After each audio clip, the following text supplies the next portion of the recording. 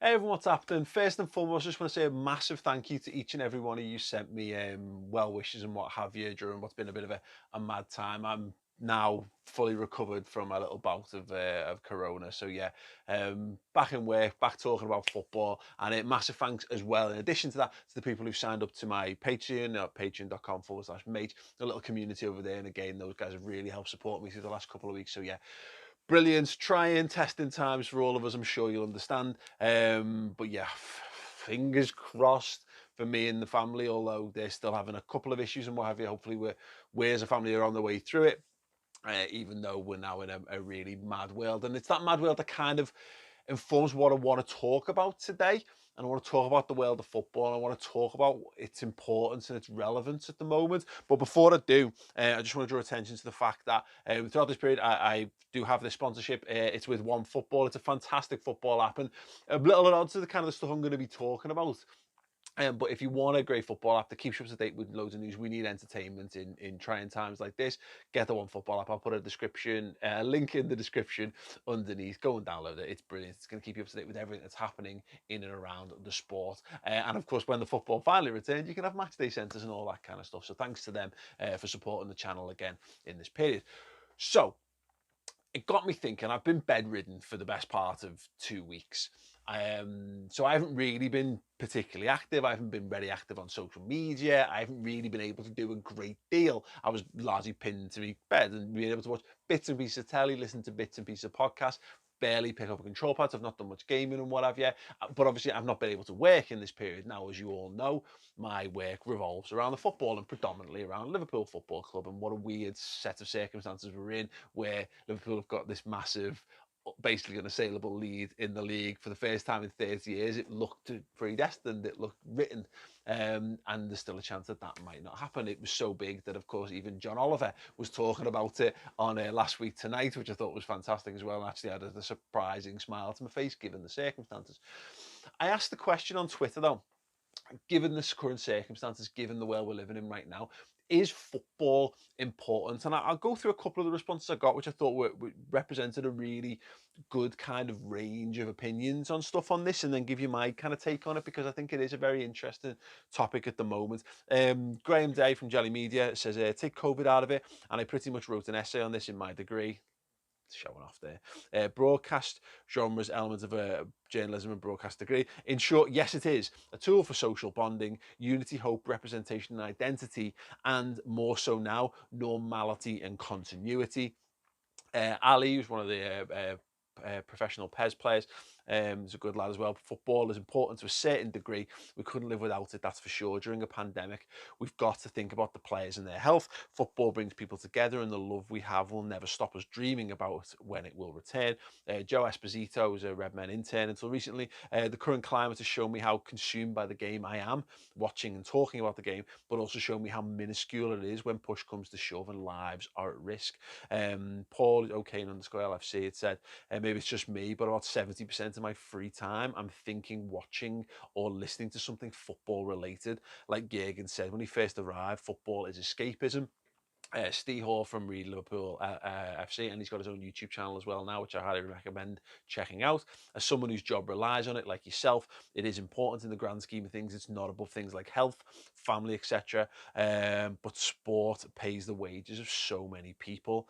And it was a follow up here from Grobble Ravel.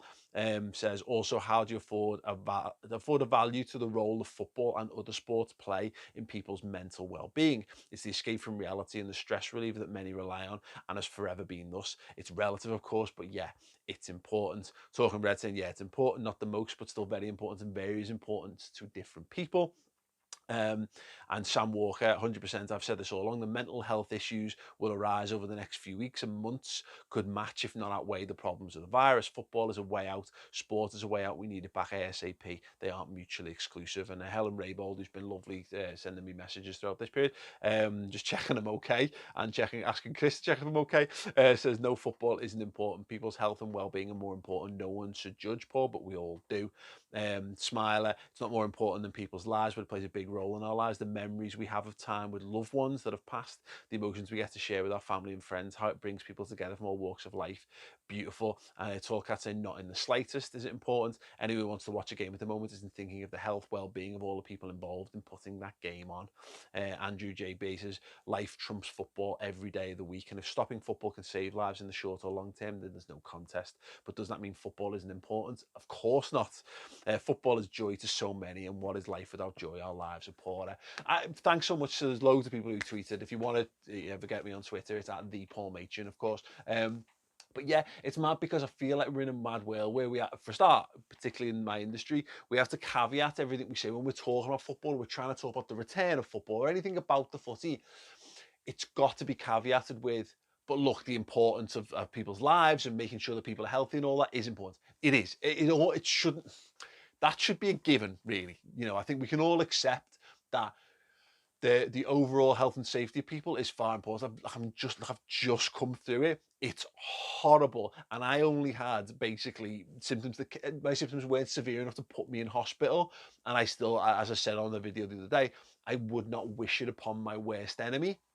So I have a relative degree of perspective, but of course not. I haven't lost anyone to this. People are dying to this, so of course. Bill Shankly once said, football isn't a matter of life or death, it's more important than that. And I've said this plenty of times on this channel, it's just a nice saying, it's a nice catchphrase, it's the kind of thing that football fans love and buy into, because it's basically your manager saying, I love this football club and I love footy as much as you, and that helps form a bond and all that. And that was one of the things Shankly and Jurgen Klopp's actually brilliant at as well. But football isn't more important than life and death.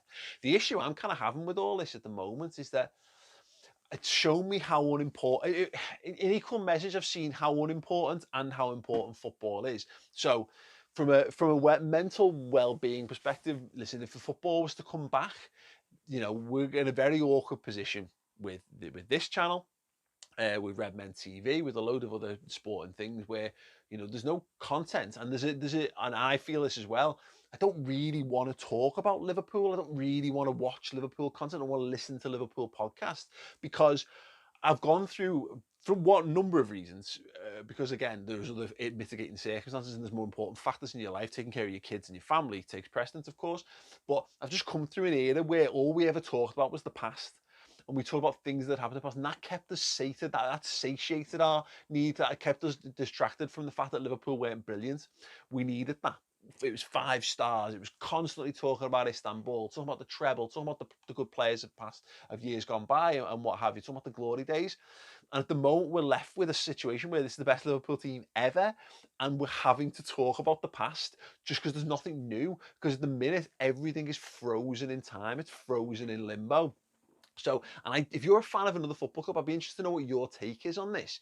Because for me, I don't really want to talk about footy, because until someone tells me what is happening with it, everything's a bit of a distraction, but it's not really a distraction, because even if I talk about a little tangential football related thing, it still gnaws at me, because football is so important. Football is so important to me personally and to my life. It's my favorite pastime. It's my job. It's the thing that helps keep a roof over my head. It's the thing I do for sanity. There was a time when I used to cry myself to sleep because I wasn't able to put what I call my, creative side to use. I was working crappy jobs and all that. So to be able to create a dream scenario where I can use my creativity and all that, to not be able to do that is a big, massive part of my person that's being blocked off. But also, again, that's what in this week I've come back to work, and it's been great to be able to talk about it comparatively. But it is also very difficult because I don't know. I'm still in this mindset, and I like to work with facts and I like to work with reality. I can make something out of anything. If you tell me what my circumstances are, then I will be able to wrap my head around them and I'll be able to move forward in my life. And that's the problem, that we don't have that clarity at the moment. At the moment, I'm very much in the mentality of, if you told me right now they were voiding the 1920 season, so that meant Liverpool's great season was expunged from the record books, I'm not sure I could watch football again. I'm not sure I could make content. I'm not sure that would fundamentally change my whole persona, belief system, and all these kind of weird things. And that might sound like it's big, but I can't stress this enough. It's a huge part of my life, certainly. So yeah, and Rory Smith wrote a great thread on this about how tribalism's affecting people's you know, thoughts and feelings and all this, because you've got like fans of it's being said by the Independent that all the clubs in the top 10 of the Premier League are keen to see the league finished, but that's not necessarily true of fans of all the clubs of the top 10 sides. You know, Man United fans would probably happily take the league being voided just to stop Liverpool from having it, and we're having to exist in that world.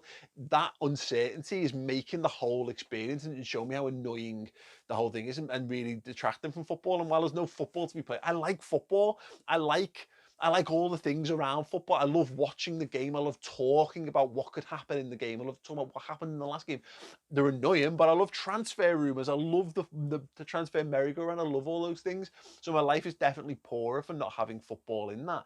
But also what it's shown me is that, you know, from a life perspective, being able to spend time, being close to time with my kids and seeing them and seeing their enjoyment, and actually get as much enjoyment about kicking the ball around the garden with them as I've had in a number of weeks over anything really. So it is odd. I'm in a unique, not a unique situation, but a situation that most people by and large aren't in that, you know, because football is, if football goes away, if they said football's not coming back for 6 months, you know, my business goes down the tubes, my income goes down the tubes, and, you know, that's my livelihood. Everything, so everything I've built for a decade is gone. So I have a vested interest in football, for better or for worse. It was my decision. It's what I'll have to live with, but it is what it is.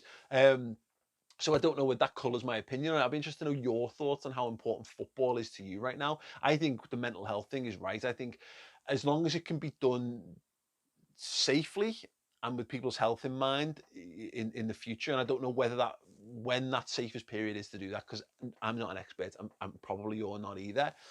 I would love to see football come back, because it is, you can see its importance to the nation. You know, there's lots of bad things that come with football, but just as a unifier, as a tentpole event, as a thing that you build your week up to and down from the other side, something to give you happiness. You know, people don't go to football. People get happiness from watching the team get beat, because you go out there, it's an experience to take it in, whether you're going to grounds or whether you're watching it on laptops or watching it on the telly, surrounded by people, or alone, and you just got your friendship groups online or whatever. For me, and I suspect a lot of you people at home, football is such an integral part of our lives that it's good for us to have it taken away, so we can assess its importance, because it shouldn't be a matter of life or death. There are far more important things.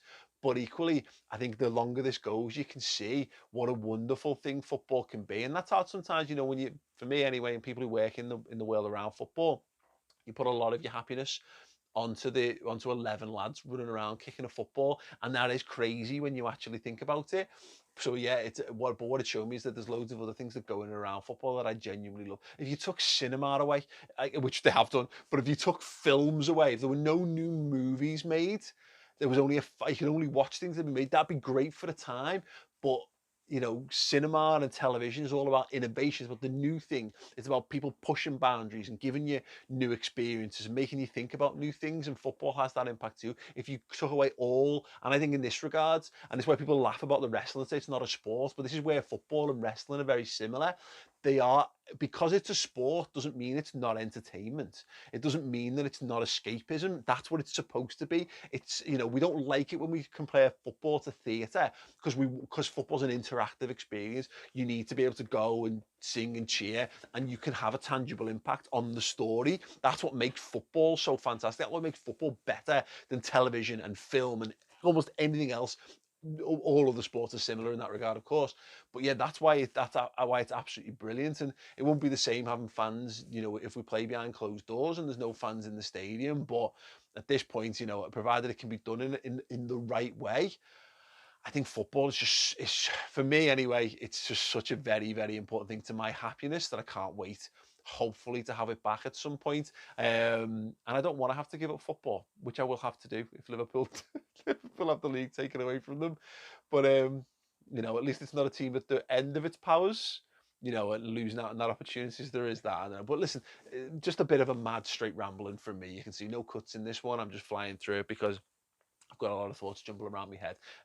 Piece them together, take anything you want from them if you want, and let me know your thoughts on this. No judgment, because I know there's a lot of people who feel like they can't say they want football back because somehow it's mutually exclusive. Like wanting football back is selfish because you're basically saying you want people to die. It's not the case. It's not the case at all. You can want football back as a spectacle. You can want the things in your life that make you happy, and you can be sad that you're not allowed to have them. And we've just got to trust in the people who are experts, who know more about these things than we do, that they can find a way to give our passion back to us. And if they do that, then that'll be great. Great, but ultimately, as I say, nothing's going to trump loss of life. You know, that's a different set of problems for a different set of people, and we need to trust them to sort that out as well. But yeah, until then, make sure, guys, that you're keeping yourselves as safe as possible. You're keeping yourselves away from other people to the best of your ability.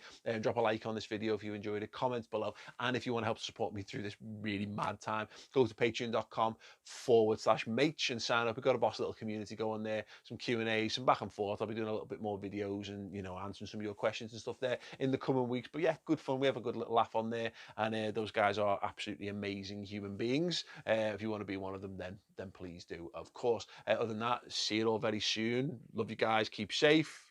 Ta-ra.